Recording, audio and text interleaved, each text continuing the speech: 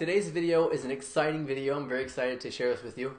I'm going to personally, with you right now over video, go over my entire system. And today's video is entitled The System Decoded. I'm going to go into brief detail over every single stage in this system and just kind of give you a review and from the horse's mouth explain to you each different stage in the system, in the map of interaction. So, like you probably know already, there are different stages to attracting a woman. There are also different stages to interacting, period, with everybody that you meet. And if you don't know which stage you're in, then you can't move forward. It's kind of just how it is. If you don't know where you are, how do you know how to get where you want to go? So imagine you are on a street and you don't know which way is your destination, and you're at a crossroad. You won't really have any idea. You'll just be guessing. You know, maybe I'll go left, maybe I'll go straight, maybe I'll go right, maybe I'll turn around. If you guess, then you have a certain percentage of the time that you'll be right. And most of the time you won't be, because you'll hit a lot of crossroads along the way, and you probably won't make it to the right spot. And the reason why guys call getting lucky, why they even call it getting lucky in the first place, is because they came to a crossroad, then just guessed, and it worked. Right? So they got lucky. They did. You don't want to get lucky. You want to take the luck out of getting lucky. And the way to do that is to sort of have this system in mind and to do what's called, I call, seeing the matrix. Seeing the matrix is whenever you can notice what stage you're in while you're in it, and you can make a decision consciously to move on to the next stage if you want to. So I'm going to go over all the stages now. An overview briefly is that there are 4 major stages. They are attraction, rapport, seduction, and then relationship balance, which is something that kind of goes on forever in your interactions and relationships with women. In the beginning of an interaction, you're going to go through these first 3 steps pretty quickly, and then later on, you're going to repeat them over time, not in the same order, but jump between them and kind of be scattered as to whether or not you're in the attraction phase, being flirtatious, in the rapport phase, being connecting, or the seduction phase, being sexual.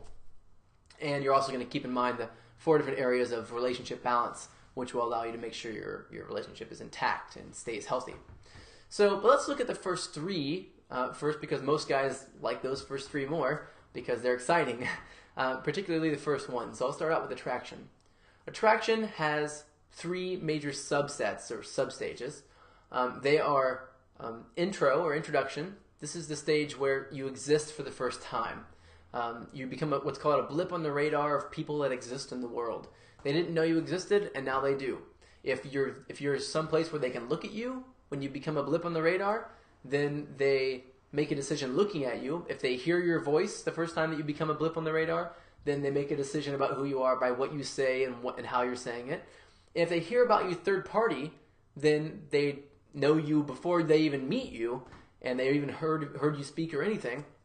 They make a decision about you then. There's a really great book called Blink where Malcolm Gladwell kind of goes over the ideas of how quickly we make decisions about things and how accurate those decisions typically are. Sometimes they are very accurate, and sometimes they have cognitive bias, which is where we basically pretend like it's not happening or pretend like something else is going on, and we tend to change our minds and even change our perspective and in our memory the event that happened. That's called cognitive bias. And so, but away from all the psychobabble for a minute, just getting kind of back on track. Whenever we see someone for the first time, we decide immediately who they are, and then after that, if they step outside of those boundaries, we don't really believe that they're being honest. So that's important. Second stage is demonstrating high value. Demonstrating high value is a stage where you are showing them that you're worth something. This is a stage where most guys think that they screw up, but they don't. Most guys screw up an introduction, or they skip this stage altogether, and that screws everything up too.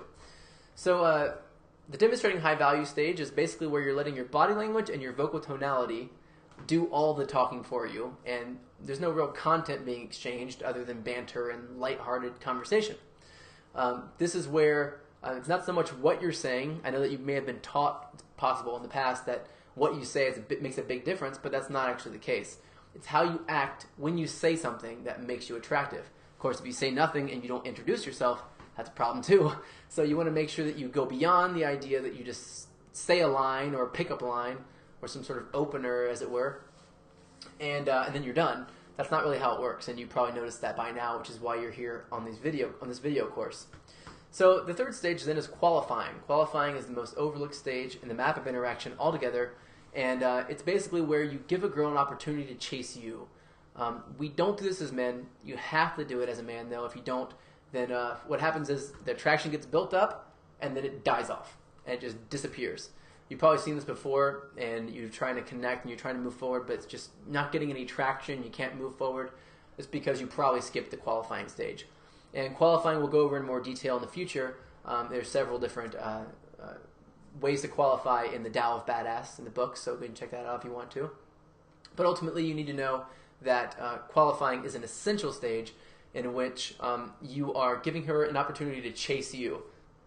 What we don't recognize most of the time is that women are naturally qualifying themselves to us, and whenever we don't accept them for it, they feel rejected and they self-sabotage the relationship and they don't hook up with you because they feel like they're not worthy, or you don't like them, or you're just playing with them, or whatever. They have all these, we all do have these different backwards rationalizations as to why something doesn't work for us. So you want to eliminate that. At the end of the day, if you feel powerful because women like you, but they feel intimidated and they don't hook up with you, you're still losing. So you want to make sure you do it right, not just in the most powerful way. That's not really the best way to do it.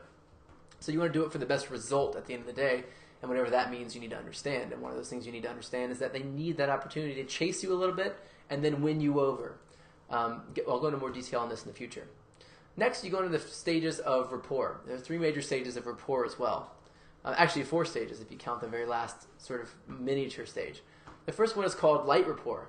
And light rapport is the idea that we are searching for a potential emotional connection. We haven't found it yet. We haven't made it yet. We just are looking for it. That's usually a question, or we're listening to what they're saying and making sure that we have some kind of. This is where the conversation sort of goes into areas of like, oh, where are you from, or what are you doing here, things like that. We're fishing for these emotional connections, right? The second stage is wide rapport. That's where we actually see a lot of those connections, but we haven't made them yet. So we see the potentials. Now we have lots of options because they said, well, I come here because after work I'm tired and I want to relax and I just feel comfortable around people. So okay, now you have lots of things to go on there to connect with, and we'll go into that in greater detail in a rapport section of these video courses. But then after you have those, that's wide rapport. Whenever you actually find one and you make the connection, you've moved on to wide rapport. Or sorry, deep rapport, rather. Deep rapport is the stage where you actually make that emotional connection with someone. There's a system for it if you want to follow the system, or you can sort of wing it if you want to. I find it really comfortable just to do it just naturally, and then if I screw it up and I get nervous or I forget what I'm doing from time to time, I fall back on the system just to remember what I need to do. You may want to do that as well. I find that works really well as well. And I think about banter in the same exact way. I don't try to memorize any of the banter lines when I'm walking up. I don't try to say them. But whenever I do hit something that nothing comes to mind for whatever reason, like maybe I'm just spacing out or something, then I pull something out of my sort of my bag of tricks in my head, and I drop a banter line that I need to keep it lighthearted and fun, or I fall back on systems that help me move forward even if I lose control or lose direction or get confused. Then you want to move on to the last stage of rapport. That stage is called release. Release is where you take the topic that you actually just connected on and you drop it and you make another one. This is one that a lot of guys don't do. They'll stumble upon something they have a commonality with a woman, like you both like baseball, and then they won't drop baseball. They'll keep bringing everything back to baseball because they feel like that's their only connection point. Women find this horrifically annoying, so do not do this. You have to drop it, go back to a different topic, and make the same emotional connection again in order for women to truly feel like they love you or have this emotional connection with you. This process, cycling through this rapport process, is what creates love. So the more you do it, the more that you will be in love, or you will love, or you will be loved at the same time. And then finally, the last stage, the next stage rather to this is seduction. Seduction is basically one major stage, one huge stage that shifts and morphs. It's a little bit more artistic compared to all the rest of the stages as far as structure goes.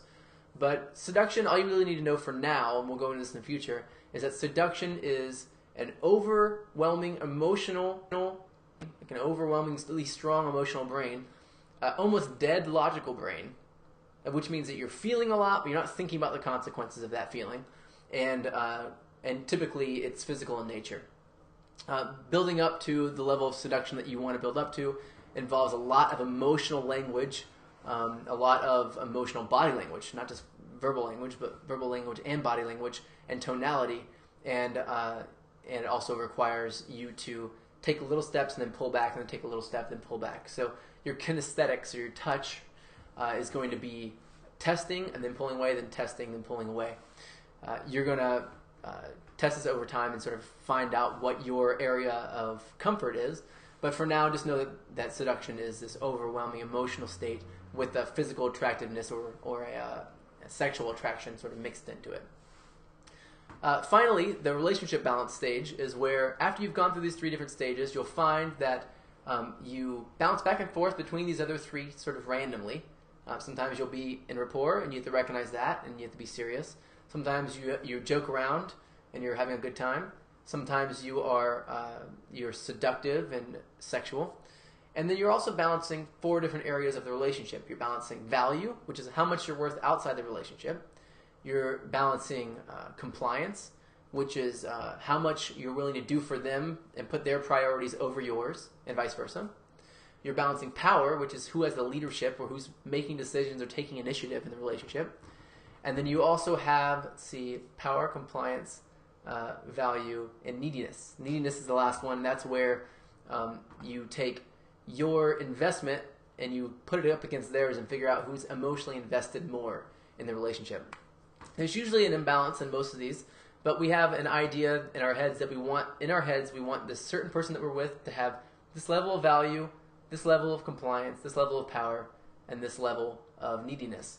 And we expect ourselves to have a certain level too. And when we get to the relationship balance section in video and we go over these different elements, I'm going to be telling you how to correct and move each one of these different bars so that you have a lot of value or not as much, or you're in a leadership position or they are. Whatever it is that you want as a man, you can go ahead and create that. So that's the whole system from start to finish. If you have any questions at all, let me know. Go ahead and comment below. And soon you're going to learn how to see these different stages as they are happening. That's going to be called Seeing the Matrix, and you'll get to that in the future. But that really is one of the moments when everything's really clicked for me, is whenever I walked in. I remember exactly where I was. I walked into a bar, and I look around, and I've been to this bar a million times, and all of a sudden, I just saw it all. All of a sudden, out of nowhere. And it was like I could see exactly who was in attraction, who was in rapport, who was in seduction, what stages they were in. It's like, the reason why we call it Seeing the Matrix is because it's like being Neo from the Matrix and seeing all of a sudden that you're in a computer. So you get to control everything then. It's really amazing. So go ahead and comment below and let me know what you think about the system if you have any questions. And I will comment back and let you know what I think. Thanks a lot.